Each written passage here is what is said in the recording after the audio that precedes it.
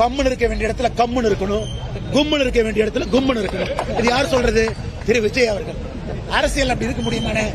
கம்முன்னு இருக்க வேண்டிய இடத்துல கம்முன்னு இருப்பேன், கும்முன்னு இருக்க வேண்டிய இடத்துல கும்முன்னு இருப்பேன். திரு விஜய் அவங்ககிட்ட கேளுங்க, ஐயா கம்முன்னு இருங்க, கும்முன்னு இருங்க, பேச வேண்டிய இடத்துல பேசுங்கன்னு நீங்க விஜய்கிட்ட சொன்னாவே நல்ல அரசியல்வாதியாக வருவார்.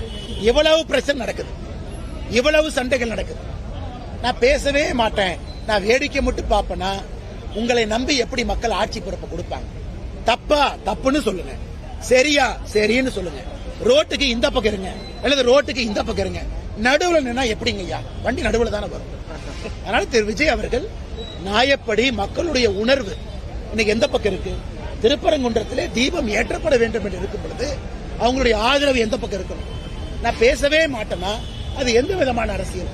நான் தமிழ்நாட்டில் தொடர்ந்து சொல்றது, விஜய் அரசியல் இருக்கட்டும், அவர் சித்தாந்தத்தை சொல்லட்டும், மக்கள் ஓட்டு போட்டு முடிவெடுக்கட்டும்.